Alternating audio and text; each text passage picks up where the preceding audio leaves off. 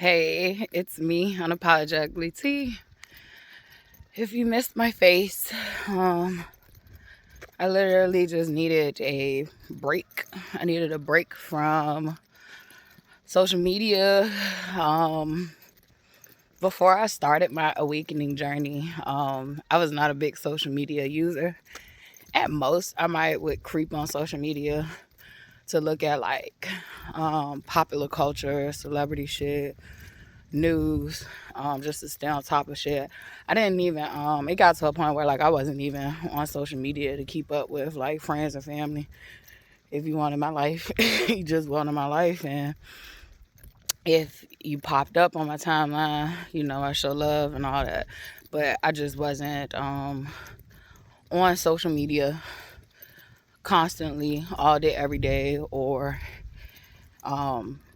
weeks, months at a time. So starting this journey and not just creating content, but documenting my awakening, my grief, my growth, my trauma, just documenting my life. It was different for me. That meant that I had to be available to post online and all that stuff. So it's just me honoring and finding balance within myself.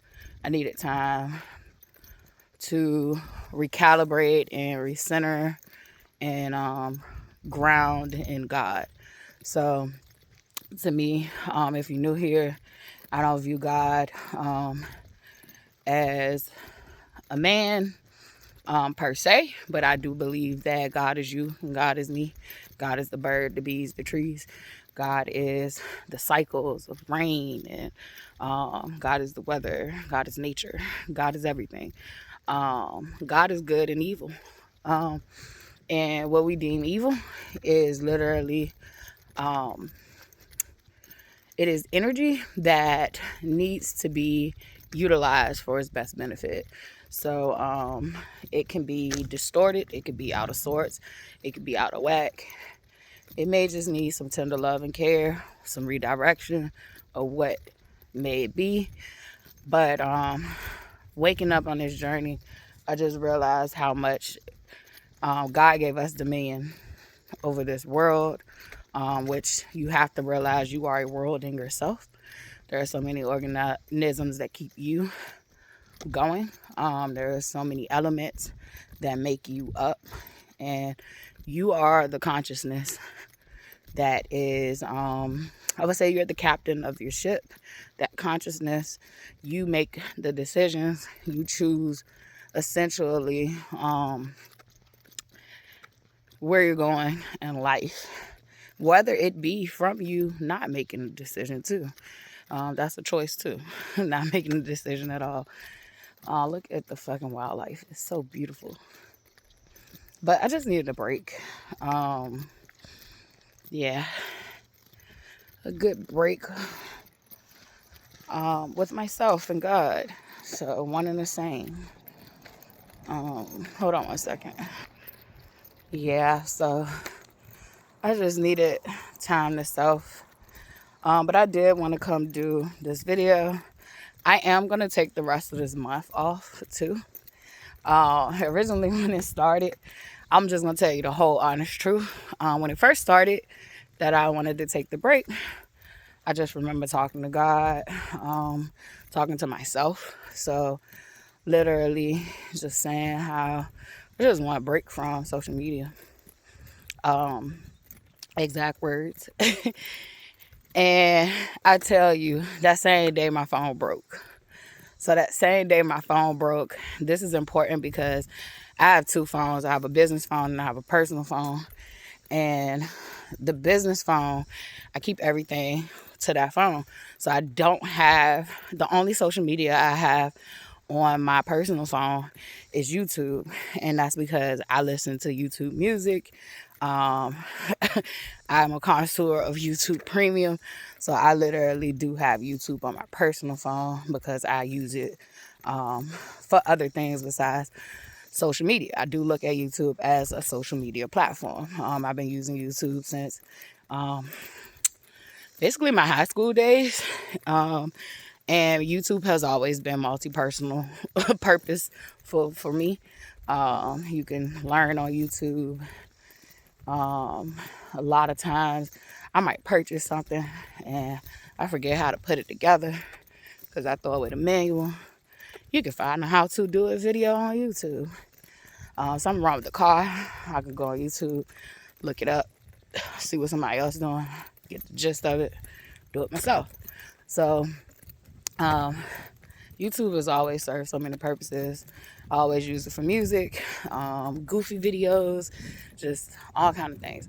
So I always loved YouTube, but I use it for so many different things. I don't know why I'm going on like a repetitive tangent for that. But that is the only one I have on my personal phone. So all my other stuff was on the business phone just to keep stuff separate of what I'm doing. So the business phone broke. I am a little sad because I had some poems that I did not release in my notes on there. So I do gotta see and try to figure out how I can retrieve that. But like I said, the screen is broke. So, and to repair the screen, they wanted like $250. And it's like the phone is so old, I could buy another phone that is actually a better model for $250. Or add like $30 and get like, a $280, $300 phone. A lot of people don't realize like a lot of stuff because of the way consumerism is, like a lot of things, we get a new model phone each year. So like a lot of model phones are out there new, still sealed in the case. And you could buy them if you search for them, and you could buy them discounted because, it's no longer the thing. So you can get them refurbished, which means that maybe something was wrong with it, but somebody fixed it. And so it's working just the same new, most cases. So it was just like to replace the screen I had that phone for a long time. Like I had that phone. I can't remember. I think I bought that phone maybe like in 2018, 19 for my birthday. So it was just like,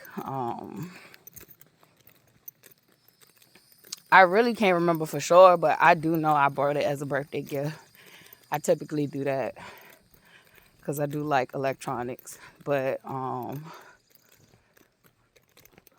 I held on to that phone for so many years, and I just used it to record my content. However, there are upgrades happening, and I thank God for that. So I have decided to replace the business phone and get a actual vlogging camera. A vlogging camera where I could take pictures plus record. So I thank God for being able to make that purchase. It's been almost 3 years since I started this journey, and I'm getting upgrades. So I thank God. I've been getting upgrades internally that you can't see,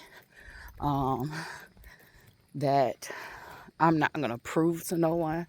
I'm just grateful and thankful for the internal things. Too many times we don't realize that you can't even enjoy the external things if the internal isn't together. And I was definitely all over the place. I was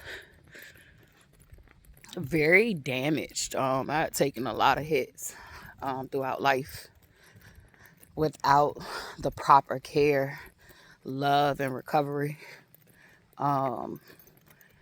I think that this awakening, I was able to face so many things I ran from, and discard so many people. And I would say like spirits, because that's how I kind of see it. Like we look at it at the people, which we have to. It's a 3D realm, so it's a visualization, right? But I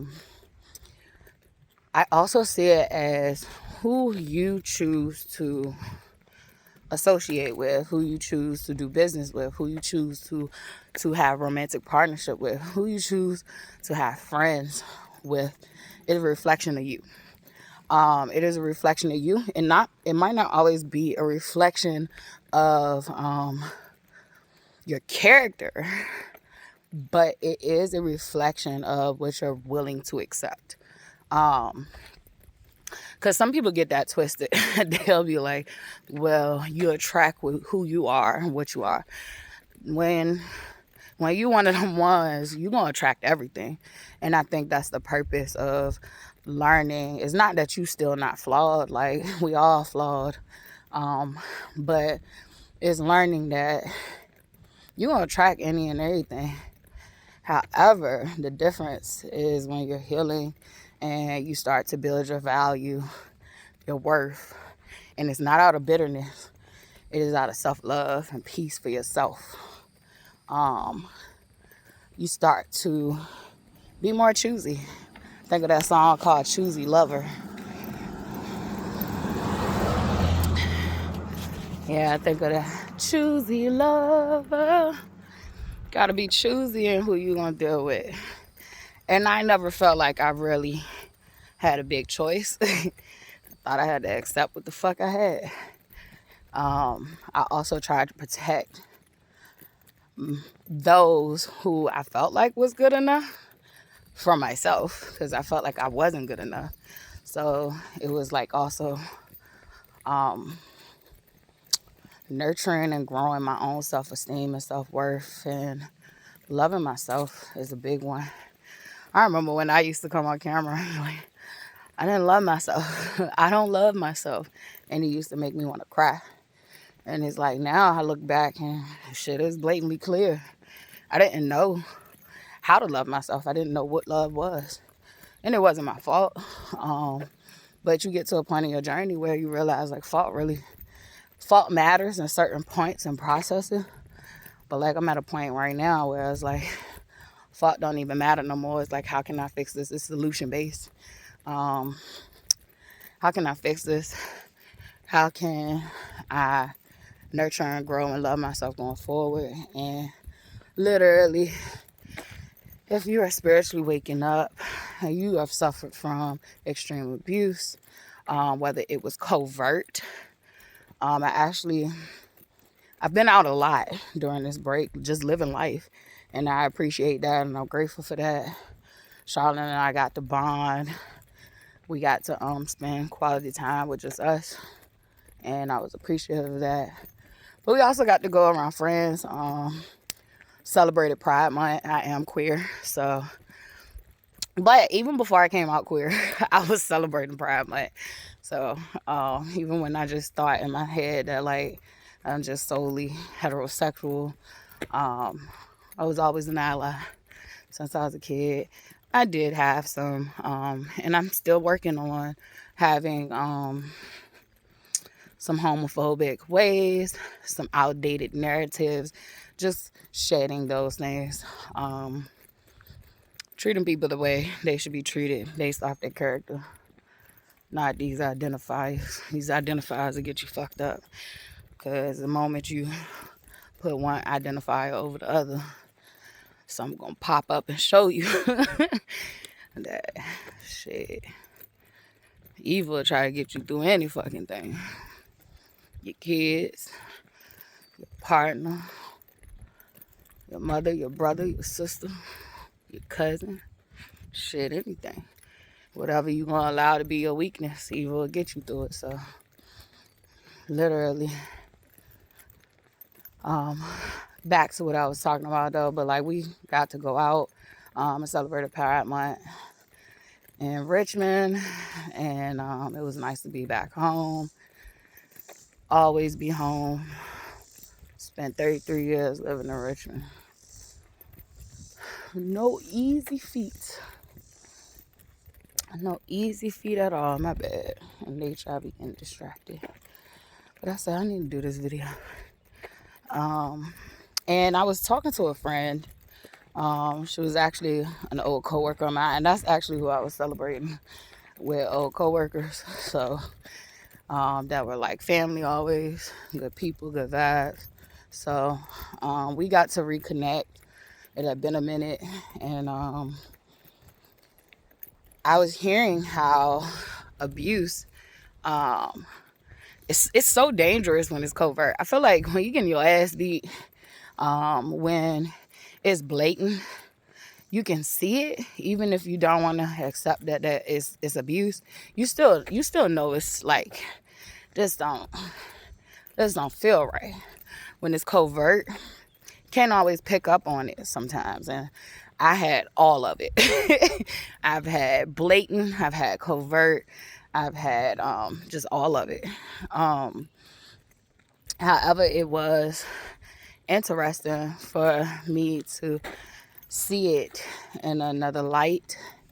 Um, I'm not going to explain the scenario, but it was just seeing it in a situation where the conversation kind of came up based on me saying that all my life I was taught that I was being ungrateful because I was I was rejecting things that I didn't want. And and so I would get told all the time like I'm being ungrateful. Like an example was like my mom grew up extremely poor. No running water in the house. They had an outhouse, all that stuff, a stove for like the wood stoves that you heat up the house with. Grandma had 14 kids, so you can put two and two together. Very poor. Her clothes were not the greatest condition. Shoes had holes in them. At times, my grandparents couldn't afford to take care of the 14 kids properly. So my mom was in a deficit emotionally and physically. And so my mom grew up, she gravitated towards having things. And I think she felt like, oh, I had a nice bedroom at one point. Not throughout my whole childhood. I think by the time I was maybe like in high school, she bought me like a bedroom set that really was like cute and fit for a queen or a princess. And like my room was nice, all that stuff. So like she thought the things. She would buy me stuff. She thought the things. And I reject the things. Hey, how are y'all? Y'all staying cool in this heat? Hey. You don't want to be filmed. Hey. It's hot out here. Y'all probably don't want to go too far down. All right. My dog friends. Whew.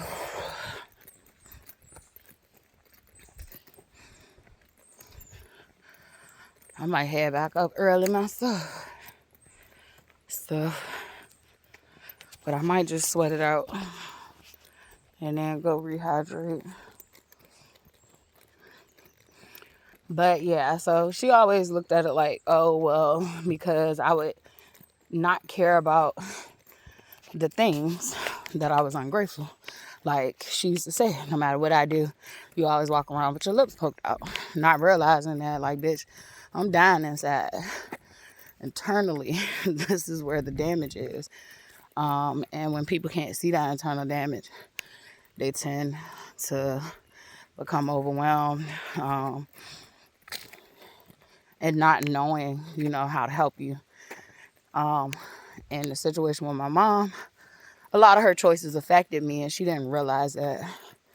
So I have returned back home and have been sorting that shit out for myself. I think when I originally got here, I felt like me and her could make amends with our relationship or have a different relationship. Like we could have a good, better relationship.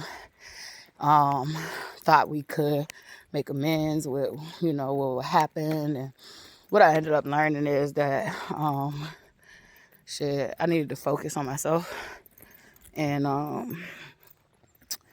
literally just choose myself. Like, choose me, choose what's best for me, no matter what. So, heal myself. It wasn't about me healing a relationship with her, me healing my inner child, my inner mother, my inner connection with the mother. So, my inner connection with the Father, my inner connection with God, the creator of all. So, it was never just solely the things Latifah wanted healing within. But having that conversation, because I am living in a situation where my physical needs are met. They're not the greatest conditions, but I do have, you know, a home, a roof over my head. I do have a room to have space and time to myself, and it's cool in there. So I do have benefits that I pay for. So, but is it what is best for me? I think in this moment, yeah. I know it's making me appreciate when things do change. Like, even before they get to change. Like, I'll never forget in any moments where I came from the beginning to the middle to the end. So, to a new beginning. So, the point though was I had a friend. I'm rambling today. I haven't did a video. I have done videos. Let me stop. I haven't posted them for public consumption. But I had a friend, and we were talking about my situation, and she was like, yeah, don't ever do that. Don't ever feel like you're being ungrateful just because someone is giving you something. And she explained the situation. At first, I wasn't picking it up. I'm like, well, shit, I'm doing to her what has been done to me. I'm like, well, shit, you should be grateful. like, you should be grateful. And in all actuality, she was right though. I started to see it, and I'm like, oh, that was manipulative as fuck. And it's like people will use things to try to manipulate you and make you feel like you should be grateful with less than what you're worth, or you might not even wanted that shit, and like they just don't hear you. Like, they don't care to hear you. They don't give a fuck about what you really need or what you really want. They really are just operating out of their own perspective of what they want to do for you. And I think definitely when it comes to parenting, when it's with your parents, a lot of times your parents are loving you from their lack. And my mother never looked at it like she was lacking love, because she thought love was abuse. And me, I always felt like there was a void of love in my life. And there was a void of love in my life, from myself and from them. When you feel neglected early on from your parents, even if the parent is right there in your face, you can be a neglected child and your mother was in the house every fucking day with you. Every day she came home. Every day she was there. You can be still a neglected child. You can be a fed child and still be an emotionally neglected child. And so when there's a void, there's a void until you figure out how to fill that, to nurture that wound. And this awakening, I've been licking wounds. God has been healing things behind the scene miraculously, and I'm thankful. I'm thankful for all that God has done to me, all that God has put on my path, all the experiences, the choices I made. Everything led me to this point and will lead me to the next point. And I mean, even when I reflect and I went to college, like, I was following my heart with, oh, well, at first I started out with biology. Love biology now. Biology is the study of life. That's literally what the word biology means. So love biology down. Religion. Really love spirituality and religion down. It's literally our way of making sense of our existence. Religion, study of biology, study of life, science, all that shit, history. All of those three things are literally one. It's just been separated. It's been separated, but they're all one. I do understand why they have their own subcategories, but history is literally someone's story. I mean, they put his in front of it, but it should be our stories. That's what it should be called, our stories. But it's called history. But it's just records of people's stories, and unfortunately, the society we live in, nothing has been documented accurately. It has been fucked with so bad. So, literally, it's been fucked with so bad, and so we get stories chopped and screwed. We get stories that are told for appearances and not actually how they fucking happen. But yeah, all of it is, I feel like history, our stories are literally broken down, if done properly, would be the actual experience of life. So you got the study of life, which is biology. You got religion, which is literally understanding the belief or knowing of life, the things that can't always explain, the known unknowns and the unknown knowns and the unknown unknown. Like, that is literally religious studies. Science, as a whole broad category, is trying to prove what religion is already talking about, what spirituality is already talking about. And I do feel like religion and spirituality, I feel like if you claim to be religious, you should be spiritual. But I do feel like spirituality is for the free people, the free thinkers, the free minds. I feel like religion is for those who need pathways that are already paved for you. But I do know that in religion, you can pave new pathways. But because there are so many strict rules, religion is kind of like you're going to follow the cookie cutter model of what we already believe or know. Some people just believe in, some people actually know. And some people pretending in it. There's a lot of people pretending in it. They hide behind religion. But spirituality, I feel like you don't have to be religious to be spiritual. However, there's a lot of things you might do religiously, even being a spiritual practitioner. So, like, I pray every day. I do that religiously. I pray multiple times a day. I do that religiously. When I first get up, when I leave the house, that's something I do religiously. So it just all depends on how you're viewing it. But all of it is interconnected. So science is trying to prove it, put it to the test, experiment. So if I think about science being a study of life, when I think of white people's way of studying, of doing science, it is very, it can be sterile, it can be biased, it can be tampered, it can be tainted, and it also doesn't account for outliers. Whereas when I look at our stories, when told truthfully, they are literally the truest experience / experiment. You can't account for certain things. Even if you're a performer, you can't pretend your way through certain things. Life will give you a curveball. Life is the truest experience and experiment you could ever have without human interference.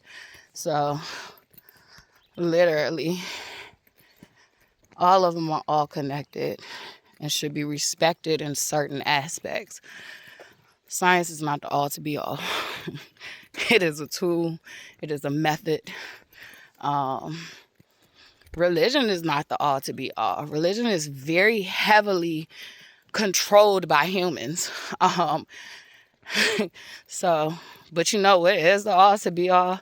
Your actual experience with God, with nature. And even if you atheist, this still applies to you. If you don't believe in God, you still exist. So you're still experiencing life. In which I look at life as God. Like, I don't look at God as a sky daddy. I don't look at God as a complete dad at all. Partially father, brute force energy, partially feminine energy, very mysterious and elusive. Part everything in between, the spectrums of energy. That's how I see it's life. That's how I view God. So even if you're atheist, you're still living the experience, whether you believe in God or not. That's your experience. And it's your God-given right to experience it that way. So literally, our stories, our experience is the truest form of God's existence on earth.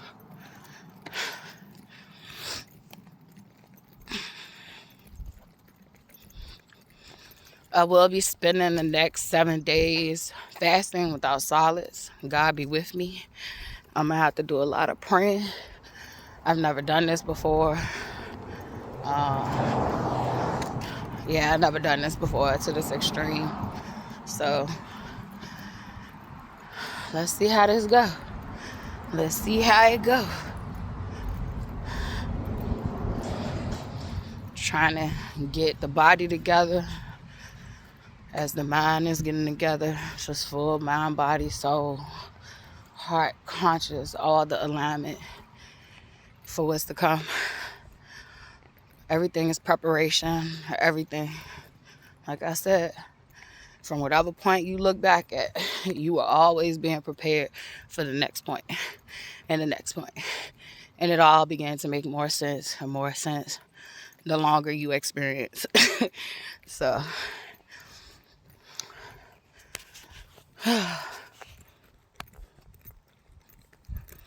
I was going to do some chopped and screwed videos to reach those whose attention spans are shorter. But you know what? I just want to be me today. All of it's me. So let me rephrase that. All of it is me. But I just want to be raw, long-winded, and just let this shit come out as it come out. But yeah, me and Charlotte, we went out. We enjoyed ourselves.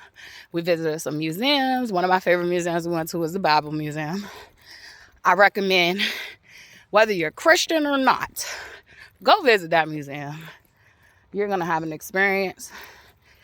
For me, baby, the Bible been remixed more than we change our motherfucking drawers. So, like, literally, look at the Rosetta Stone tablet.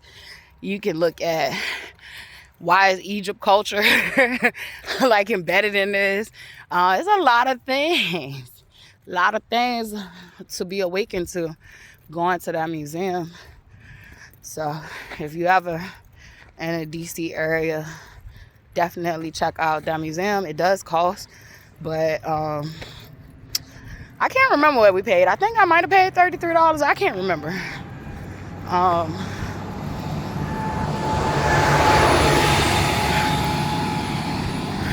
But yeah, I can't remember what we paid. So yeah, we went to museums, aquariums. We did fun stuff, beach. What else did we do? Did water park. What else? I'm trying to think. We ate. We tried some places. Yeah. I really like Noosh Grill. If you're ever in like Nova, they were really good. We went to another restaurant. I forgot the name of it, but I do gotta get them a review. I be reviewing the fuck out of people. Definitely, if my experience is great, I'm still learning how to review you if you have burned me without being disgruntled. Because I do gotta do a review on Bussin' Halal. Bussin' Halal, I would recommend it if you go actually inside. But one day we were lazy and we Uber ate. And they fucked our order all the way up.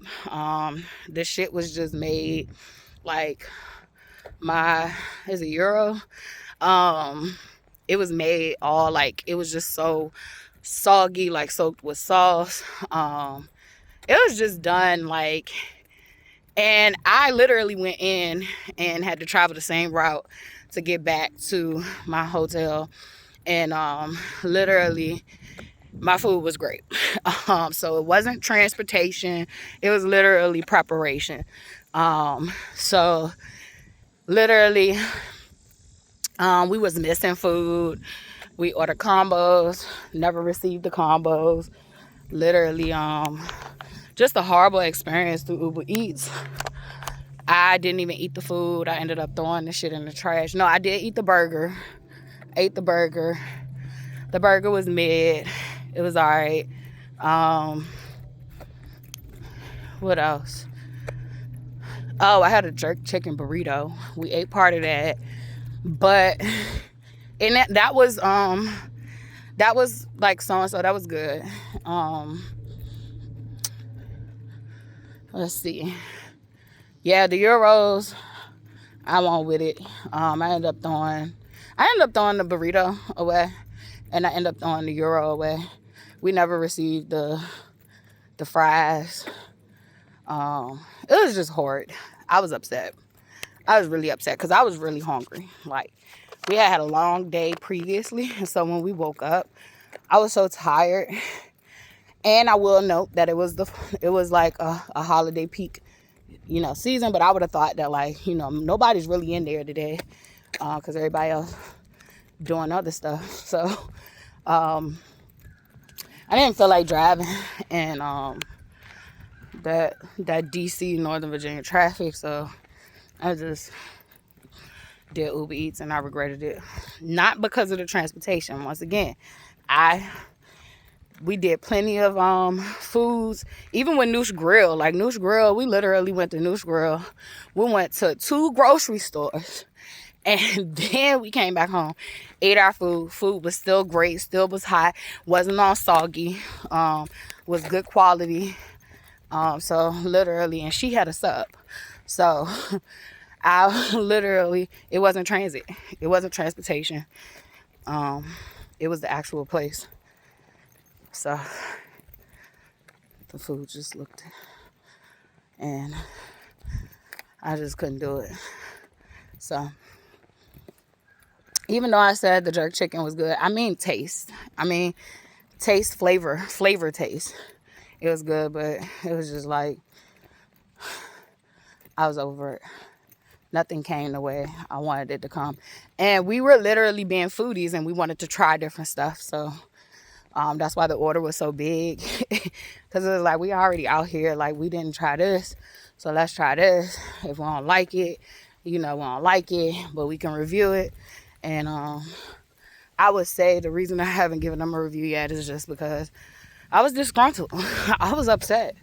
So I don't want to make them look completely bad, because I do feel like when we went in, our experience was great. And so I would have gave them a 5 of going in.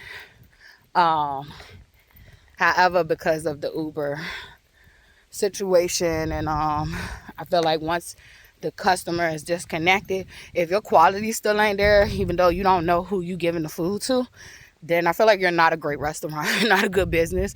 So, like, I would give them 3 stars, because in person, great, but when you don't know who it is, like, you don't care, I don't like that. I don't like that. That's why I love the way God operates. You don't never know who the fuck who. You never know who the fuck who and who gon' review you. And I ain't just talking about no Google review. I'm talking about who gonna pray to God about you, good or bad. You don't never know. So if you into, serving people, I would suggest that you do just that. Treat people with love and kindness, no matter who the fuck you think they is. I think it's quite actually easy to be nice to someone who you think has social status or anything like that. Even though in person, I definitely will say, most people don't look at me and say, oh, I'm going to treat her right because of who she is. Because I'm not I'm not a person with their social standing. So I do say, though, like,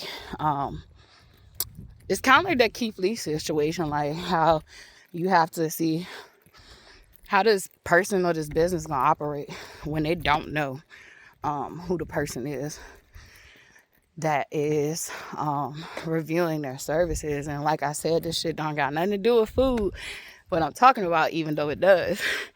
So I'm just talking in general. Shit, I can come in person to you on a subway, and how you treat me on a subway, how you treat me on an elevator, that shit matters. That shit matters. So just learning to be fair in my assessments. If I'm really, really angry, just waiting to calm down. Baby, that's one thing I have been learning and growing with my anger issues.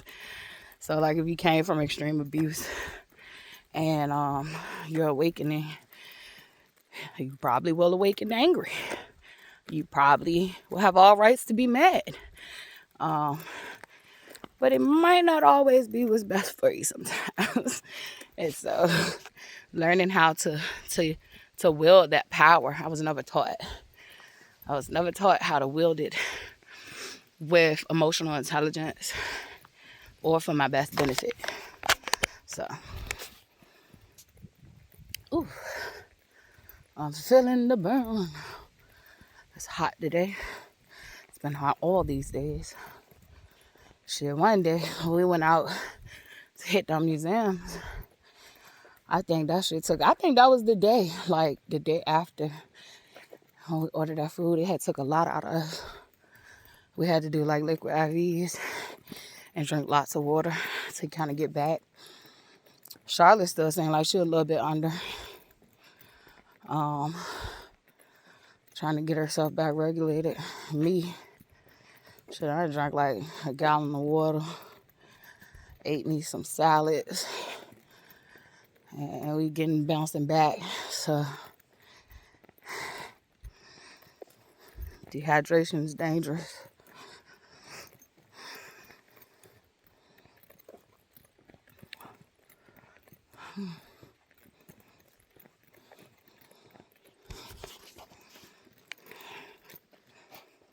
When I get back to where I'm at, sit down in the grass and cool off for a second before I go in the house and take my shower.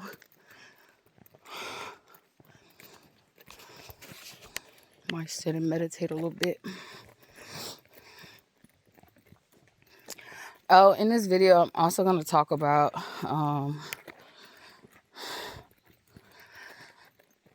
if you have experienced rape, whether it was childhood or adulthood, literally not many will have this conversation. But this is why a lot of abuse victims end up turning into their abusers. When you are sexually assaulted, it does some rewiring to your brain. It does some things to you. And you literally do have to heal through that stuff. You have to process it. You have to face it. And it is hard work. That's why when anybody is suing someone for money, I don't care.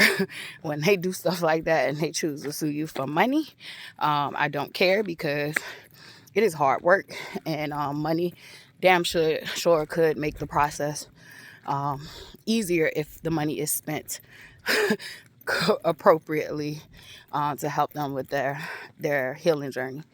And when I say that, I mean therapy. I mean anything in the areas of self-care and having an experience, taking trips, and getting back to self.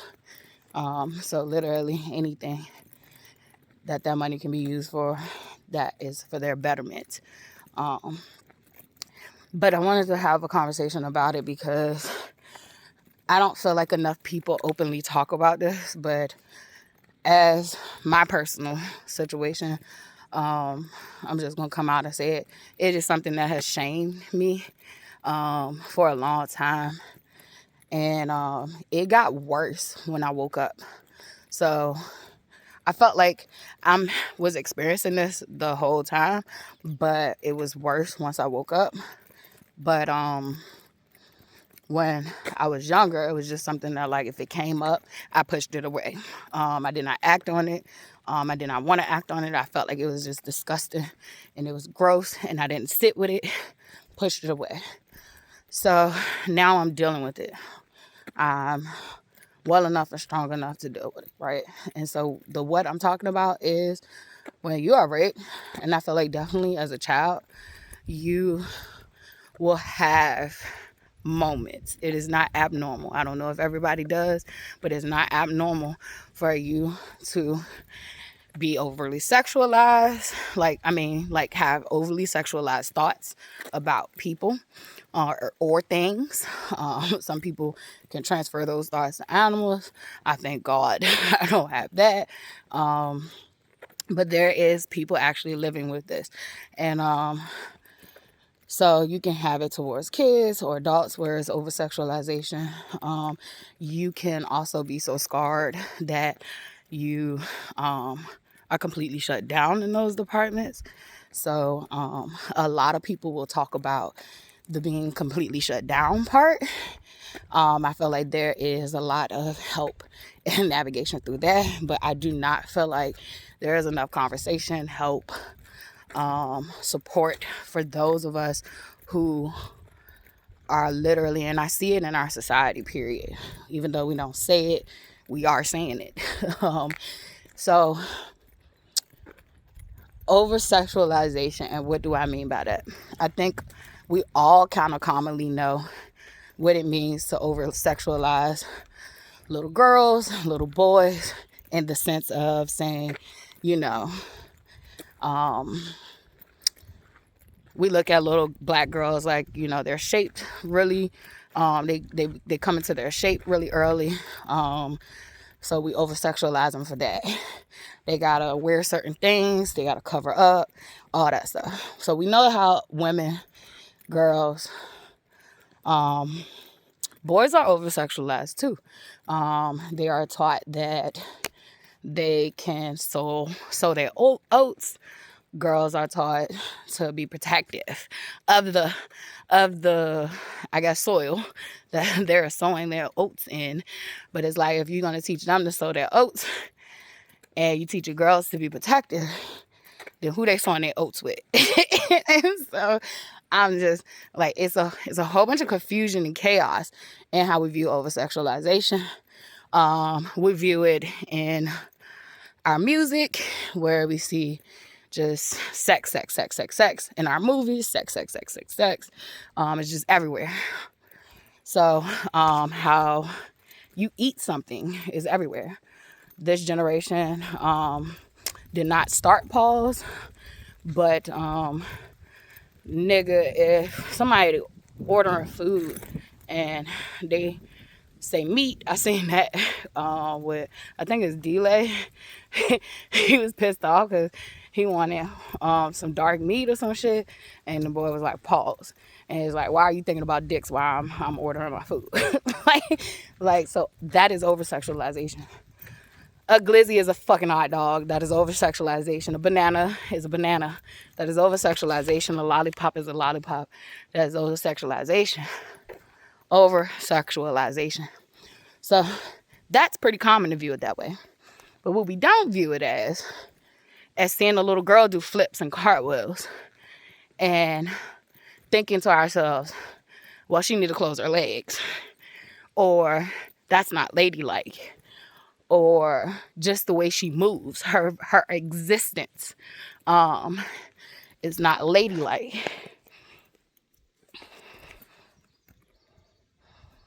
Yeah, I gotta be careful out here in Virginia. Motherfucking ticks don't play anything I feel. Let me check. But anything, like, it could be, for me, seeing a little girl with her legs around her daddy's neck, like, well, maybe her private part shouldn't be around his neck. Seeing a little girl straddle her daddy's legs, maybe her private part shouldn't be on his legs like that. It comes from my trauma. It comes from being sexually abused, inappropriately touched. Seeing a father be affectionate with his daughter, kiss her on her neck, and I mean like a little girl, kiss her on the cheek. All that shit be triggering to me, and it's speaking volumes though. It's speaking volumes. It's saying something about my life experience. My life experience was sick. A father should be able to kiss his daughter. A father should be able to have his daughter around his neck. A father should be able to give his daughter a fucking bath. Change his daughter's diaper. We over-sexualize stuff so much. We do not see sex as sacred. We do not see the human body as what it is not just solely for sexual reproduction. Titties are to feed a baby. Your ass is to take a poop. Like, literally. Now, granted, your hips, all the dear, your hips are good for childbearing. That is a good signal to a potential mate that you may have good childbearing genes, good childbearing outcomes. So literally,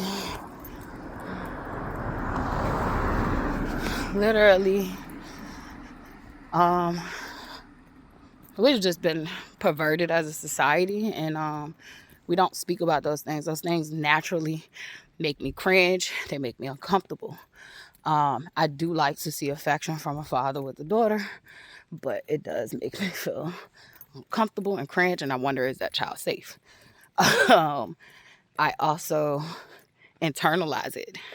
So I also will think to myself, well, why are you having those thoughts? Not realizing, like, I've had a rewiring, a reprogramming because of what's happened to me that went unaddressed. And so not shunning those things and not pushing them away. Some of us will actually see past that. They will see attraction in children. And that's where pedophilia come up. They'll see attraction in adults that are not, they don't want those advances. That's where rape comes up. So you literally have to deal with those things as they come up. It's hard. It's hard. It's cringy. It can be hard to admit that you're having those thoughts. And you got to work with them. I'll be working with mine every time they come up. Even when I want to push them away. Got to sit with them. Hello. Got to sit with your thoughts. You can't shame them and guilt them away. Ask them, why they're coming up. What do they want you to know? If they're telling you what they want you to know, what can you do with it to best benefit yourself? How can you turn that? How can you heal that wound? How can you use that to your best benefit. And so you might be saying, like, how can I use that to my best benefit? I'm using it to my best benefit right now. I'm talking publicly about something that literally hurts. It don't feel good. It feels cringy, disgusting. And even though that may be so to a certain degree, a lot of my particular ancestors have endured sexual assault and sexual abuse throughout my lineage. And it has been passed down. The way that my ancestors were bred as cattle, the way that they were chattel property and they were done things to them that was unspeakable, it was not addressed, and it gets keep passing on and down. Some people act on those thoughts and those feelings. Some people don't. Those that don't internalize it and become held hostage to that ickiness. And it's like, how can you take that and transmute it into something powerful? And I think talking about it, being honest about it, being real about it. Literally, if you're one of the people that thinks a little girl is fast because she moves her body, or this is one that came up with me and my daughter. She was talking about camp and how they were at camp and a girl had on a belly shirt, and one of the owner, I think not owner, but she run the camp, director, she told the girl that she needed to change her clothes because she was making the male counselors uncomfortable. And instead of wondering why the male counselors felt uncomfortable, why are you attracted to a child? Because why is that making you feel uncomfortable? I'm not going to shun you that it feels uncomfortable, but why? Why are you attracted to a child? Why is that literally something bad that's popping up for you? Now, has she done something to him or had some advances towards him, then that would be something he can tell, and it's on her. But why is a belly button making you feel uncomfortable? What are you masking? And I think that for far too long, society has put female modesty as a must in order to not be raped, in order to not be over-sexualized. And it hasn't helped us at all. You can be fully clothed. You can sit still and be quiet, and you're still going to get raped if a rapist is around. So I think that it is time to talk about that. It is time to talk about it. I am a female and I'm experiencing this. There are males that experience this. There are children that are experiencing this right now that have been sexually abused. There are some people born with no sexual trauma in their physical experience, but it is passed on genetically, that are experiencing this. And because we can't talk about it, because it is shunned, because it is disgusting, but ironically, we can't talk about it, but ironically, we're yet still experiencing it in volumes in society.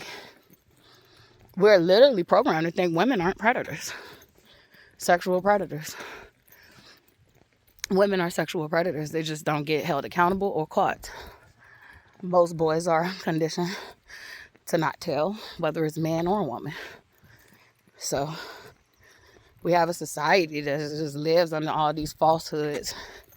We have a society that teaches men it's not their fault if they do rape women.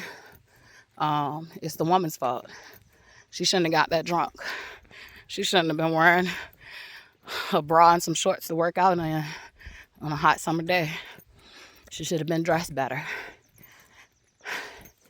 Even if you think that a stripper or a prostitute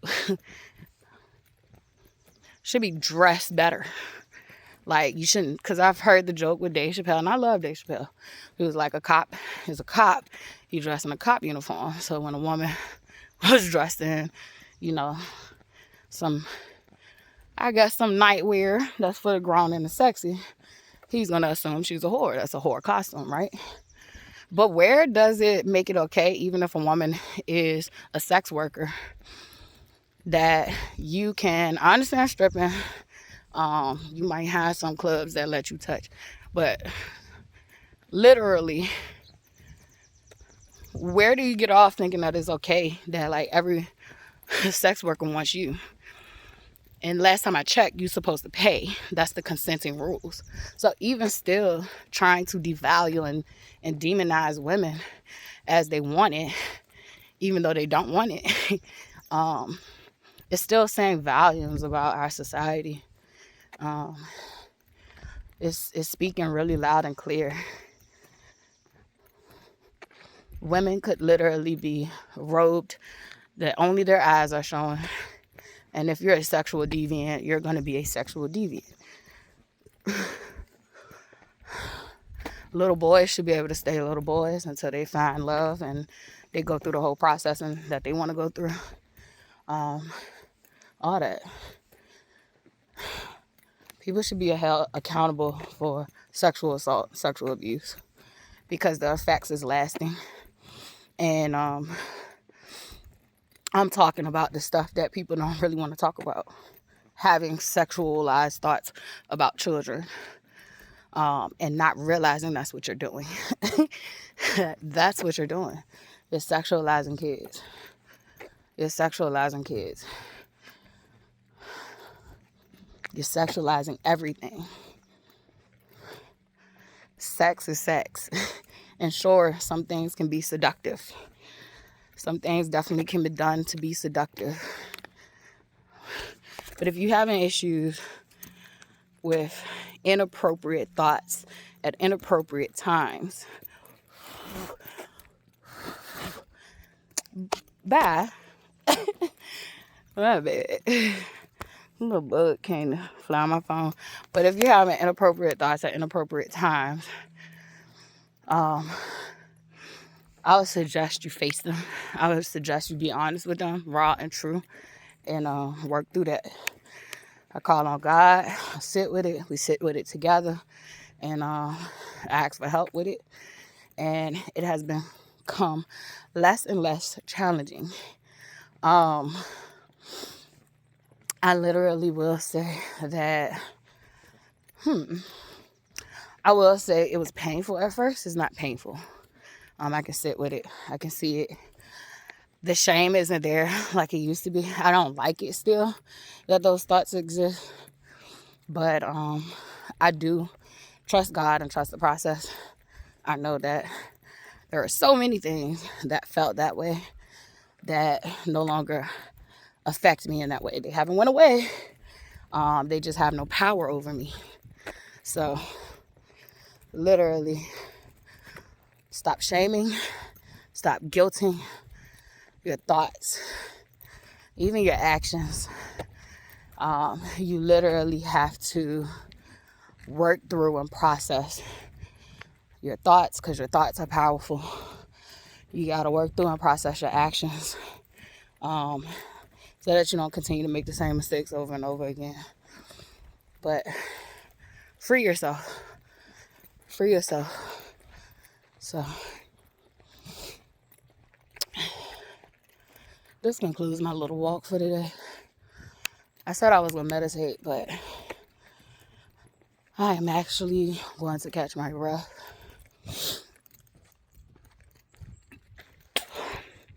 Mucus keep coming up, so I'm excited for this detox. That's a good thing, though. I mean, the natural sauna, the sun, is sweating this mucus out of me. So, off to a good start this week. But yeah, I'm gonna go get some water, hydrate, cool off, take me a shower, and see if I feel like coming back today.